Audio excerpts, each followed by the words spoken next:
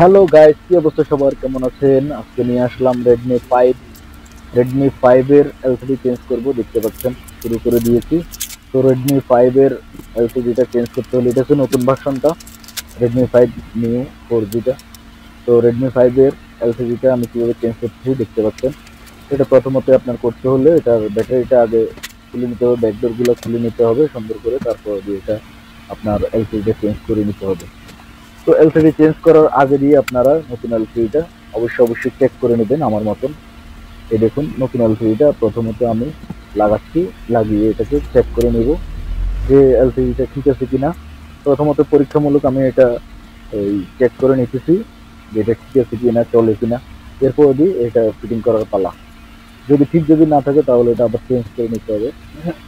তো আমরা যেহেতু সাধারণত সবসময় এই ধরনের কাজগুলো করি, আমরা অবশ্যই চেক করে নিই লাগানোর আগে, গ্লু লাগানোর আগে দিয়ে আমরা প্রথমত এগুলো চেক করে নিই যে একটা চলতেছে কি না চলতেছে না।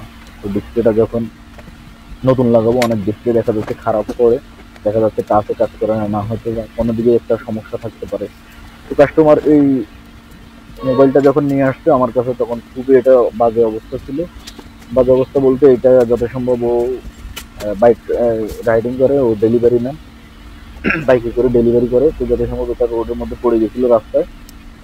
এরপরে কোনো গাড়ি হয়তো বা এটার উপর দিয়ে চলে গেছে, সেজন্য এই ডিসপ্লেটা খারাপ হয়ে গেছে। তো কাস্টমার কি করলো, এটা আমার কাছে নিয়ে আসলো, নিয়ে আসার পরে দিয়ে বললো যে ভাই এটার একটু ডিসপ্লেটা একটু চেঞ্জ করে দেন। তো ডিসপ্লেটা চেঞ্জ করে দেওয়ার জন্য দিয়ে আমি ডিসপ্লেটা চেঞ্জ করে দিচ্ছি। তো এরপরে দিয়ে আমি কি করলাম, চেক করে ফেললাম, চেক করার পরে দেখি যে ডিসপ্লেটা ঠিক আছে। এরপরে দিয়ে আমি এটার পাশে দিয়ে ব্লুটুথ লাগিয়ে নিলাম, ব্লুটুথ লাগিয়ে নিয়ে এরপর এটার ডিসপ্লেটা আমি ফিটিং করে ফেলতেছি। তো এরপরে দিয়ে এটার আমি চার্জিংটাও চেক করে নিলাম, কারণ যেহেতু চার্জিং কানেকশন সহকারে এটার সাথে যখন যুক্ত থাকে তখন চার্জিংটাও আপনারা চেক করে নেবেন। তো চার্জিং চেক করার পরে দিয়ে আমি আবার এটার কমপ্লিটলি এটার ফিটিং করে ফেলছি ব্লুটুথ লাগিয়ে একদম। দেখুন এটার পাশে দিয়ে যে ফিঙ্গার প্রিন্টটা রয়েছে এটা ভালো মতো বসে নাই, সেটা আমি আবার বসাই দিলাম। বসে দেওয়ার পরে দিয়ে সুন্দর করে আমি আবার কাস্টমারকে ফিটিং করে ডেলিভারি দেওয়ার চেষ্টা করতেছি। যেভাবে কাজটা সুন্দর হয় সুন্দরভাবে কাজটা করে দেওয়ার চেষ্টা করতেছি। তো আপনারা যারা মোবাইলের কাজ শিখতে চান এবং কি আইডিয়া নিতে চান, তারা অবশ্যই যারা নিজে নিজে করতে চান তাহলে আমার পেজে ফলো দিয়ে সঙ্গে থাকবেন। এবং যারা সাবস্ক্রাইব ইউটিউব থেকে দেখতেছেন তারা অবশ্যই সাবস্ক্রাইব করে রাখবেন। এটা আবার আমি একই ভিডিও ফেসবুকও দিয়ে থাকি। তো যারা ফেসবুক থেকে দেখেন তারা ফেসবুক ফলো করে সঙ্গে থাকবেন, যারা ইউটিউব থেকে দেখেন তারা ইউটিউবে সাবস্ক্রাইব করে সঙ্গে থাকবেন নতুন নতুন ভিডিও দেখার জন্য। তো দেখতে পাচ্ছেন আমি কি করলাম, সুন্দর করে আবার পাশ দিয়ে এটার ব্যাকডোরের পিছনে গ্লুগুলো লাগিয়ে নিচ্ছি। গ্লুগুলো লাগিয়ে নেওয়ার পরে দিয়ে আমি সুন্দর করে এটা বসাই দিলাম।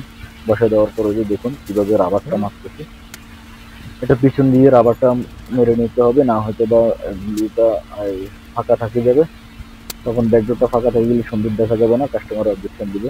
দেখতে পাচ্ছেন আমি রাবারগুলো কিভাবে মেরেছি, মেরে একদম কমপ্লিট করে ফেললাম। তো আমার ভিডিওতে আপনারা যারা আমাকে সাপোর্ট করেন তাদেরকে অনেক অনেক ধন্যবাদ, যারা আমার ভিডিও দেখেন তাদেরকে অনেক অনেক ধন্যবাদ।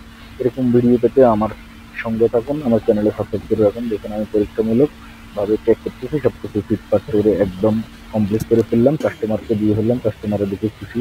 আজকের ভিডিও পর্যন্ত, টাটা, বাই বাই।